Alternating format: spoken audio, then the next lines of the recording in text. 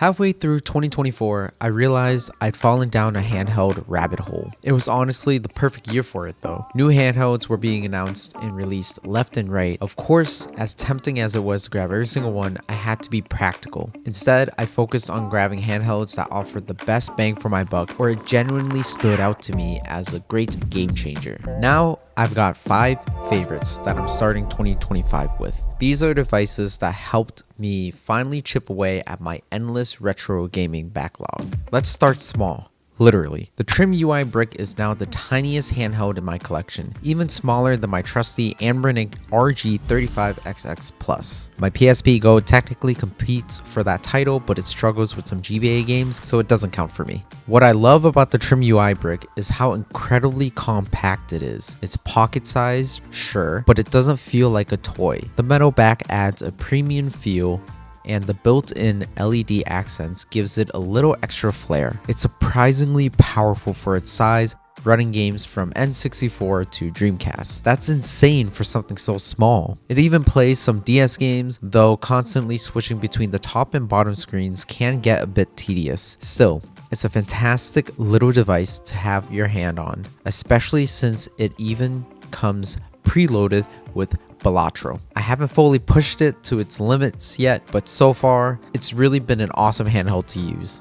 Next up is the Anbernic RG Cube. This would be my project handheld I fell in love with almost immediately. The standout feature here is the square screen, which makes games look absolutely stunning, especially in arcade classics. It's the kind of design that feels nostalgic and fresh at the same time, and it's just so funky looking that it gives it a really nice charm. The cube is compact enough to fit in your pockets, though it doesn't really protect the analog sticks because it does stick out from the handheld. But what really sets it apart is the visual experience when you're playing those retro handhelds. You can add some shaders and overlays, and because of that square screen, you're instantly transported back to the glory days of retro gaming. For me, it's perfect for those moments when I want to relive my favorite arcade or NDS/3DS memories. Performance-wise, it's solid, handling everything up to Nintendo Switch games. Although, to be honest, when it comes to those modern Switch titles, I would just usually pick up my actual Switch rather than playing those titles on this RG Cube.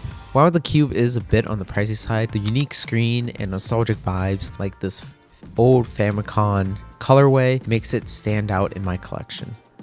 Anbernic RG35XX SP. This one has quickly become my go-to handheld, aside from the Anbernic RG Cube, of course. The Anbernic RG35XX SP is small, sleek, and has that classic clamshell design we all know and love. It reminds me so much of my old black Game Boy Advance SP, which was basically my constant go-to back in the day when I was a kid.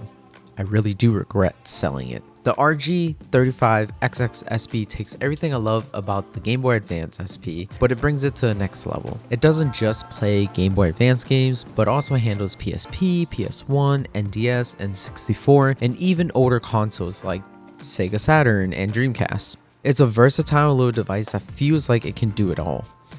The clamshell design is a lifesaver too. Not only does it protect the screen, but also makes the device feel more durable, which is a big plus when I'm just tossing it into my bag. Compared to the RG Cube, the SP's more standard aspect ratio makes it easier to recommend to most people, honestly. If I had to pick one everyday carry handheld, this would be the one. Moving into something more powerful, we have the Ein Odin 2 Mini. For me, this handheld feels like the perfect bridge between nostalgia and modern gaming. Back in the day, after my Game Boy Advance SP phase, I moved on to the PSP, and then later, the PS Vita. The Odin 2 Mini feels like it carries the spirit of those devices while offering so much more. What makes this handheld so special is that it's small. The handheld is a lot smaller than the Odin 2 Pro, which makes it more likely for me to pick up, just because it feels a little bit better for casual gaming sessions. I mainly use the Ein Odin 2 Mini for gacha games or mobile games like Zenless Zone Zero. And while it can emulate PS Vita titles through the Vita 3K emulator, I still prefer original hardware when it comes to that, just because the Vita 3K emulator is still not that great, and sometimes it can still be a hassle to get to work. That said, the Odin 2 Mini is a powerhouse for Android gaming and emulation. It's versatile, sleek, and powerful enough to handle a wide range of games. And if you're looking for a handheld that can do it all without being too bulky, this is the one. There are concerns about the handheld getting too warm or too hot, but honestly, my gaming sessions don't last that long for me to even feel the back of the device getting that hot. Alright, honorable mentions. Before we go to my number one, I heard it's a lot of people's number one if they have it anyways, but here are a couple that I do want to mention. We have the Nintendo Switch Lite. It's still one of my best handhelds for commuting. It's lightweight, has an amazing library of exclusives that I can't really get working on my other retro handhelds, and it's perfect for those quick gaming sessions just because of the sleep mode. I'm planning to upgrade the screen to the Super 5 OLED, which will also make the Nintendo Switch Lite more appealing to pick up. Next is the Retro Pocket 5. This one is still in the testing phase for me, but wow, the screen is just super nice. It's a joy for me to use for mobile games, and design feels way more premium and comfortable compared to the Retro Pocket 4 Pro. So more on that in a later video. And lastly, of course, the Steam Deck OLED. It's a beast of a handheld that's helped me tackle so much of my backlog, but honestly, I've been reaching for other devices more often than my Steam Deck OLED, but as a recommendation, the Steam Deck OLED is still an incredible option for anyone that wants to dive into PC gaming on the go. No hassle whatsoever, straight out of the box, just download and play.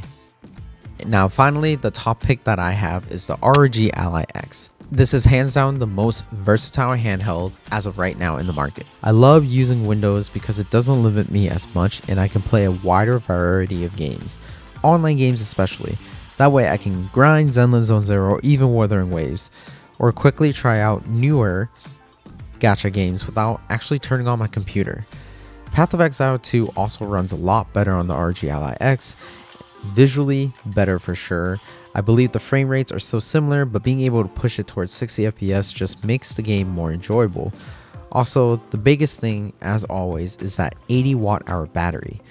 Like I've said in my previous video, just gonna leave a link here, it's game-changing. Those would be my top 5 handhelds I'd be starting 2025 with. They all have great uses, such as my everyday carry being the RG35XX-SP, and if I want some short sessions playing mobile games or even higher end titles, then that would be the Odin 2 Mini. And then project handhelds to scratch that unique visual would of course be the Anbernic RG Cube.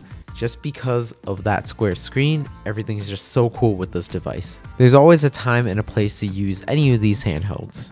If I want to use something that's more powerful than the retro handhelds to play PC games, but I don't want to use my PC, then of course it would be the ROG Ally X. And the great thing is that I can use SyncThing, which saves my save files across all these different devices as long as I use a PC host. So which of these devices are you guys going to be kicking off the year 2025 with? Do you have another handheld that you swear by? Let me know down in the comments below. And as always, a great way for you guys to help support this channel is to give this video a like, share it to a friend that's considering what kind of handheld they want to use to kick off the year 2025 with, and subscribe. Thanks guys. Peace.